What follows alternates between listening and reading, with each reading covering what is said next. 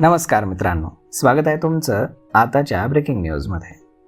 मित्रांनो, राज्यामध्ये देवस्थान इनाम जमिनी मोठ्या प्रमाणावरती असून या जमिनींचे होत असलेले खरेदी विक्री व्यवहाराबाबत सरकार धोरण ठरवित असल्यानं या जमिनींची दस्त नोंदणी करणं थांबवण्याचे निर्देश महसूल मंत्री चंद्रशेखर बावनकुळे यांनी दिलेत.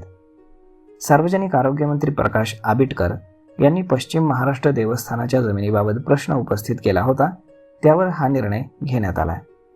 देवस्थानच्या नावे असलेल्या आणि शेतकऱ्यांकडे कसण्यासाठी दिलेत असलेल्या जमिनींची मुळातच खरेदी विक्री करता येत नाही. खरेदी विक्रीसाठी परवानगीची प्रक्रिया फार मोठी आहे आणि तरीही अशा जमिनींची खरेदी विक्री होत आहे. पश्चिम महाराष्ट्र देवस्थान व्यवस्थापन समितीच्या अखत्यारीमध्ये कोल्हापूरसह सांगली आणि सिंधुदुर्ग जिल्ह्यामध्ये सुमारे 30,000 एकर जमीन आहे. यासह राज्यातही अनेक देवस्थानांच्या जमिनी शेतकऱ्यांकडे आहेत. या जमिनींची परस्पर खरेदी विक्री होत असून अशा व्यवहाराचे दस्तही कागदपत्रांची खातरजमा न करता केले जात असल्याचं निदर्शनास येत आहे.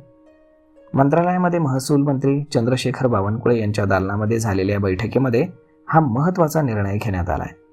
बैठकीला मंत्री प्रकाश आबिटकर, आमदार अमल महाडिक तर दूरदृश्य प्रणालीचे अधिकारी अमोल येडगे उपस्थित होते.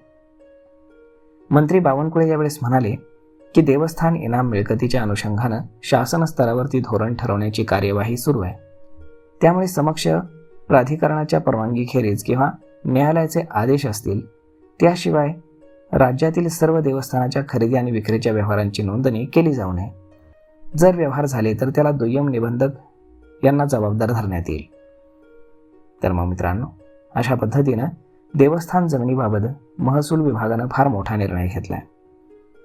तर मग मित्रांनो, हा व्हिडिओ, ही माहिती तुम्हाला कशी वाटली हे तुम्ही आम्हाला कमेंट करून नक्कीच सांगा. आणि जर आवडली असेल तर आपल्या जवळच्या मित्रमंडळींसोबत देखील हा व्हिडिओ तुम्ही शेअर करायला विसरू नका. धन्यवाद.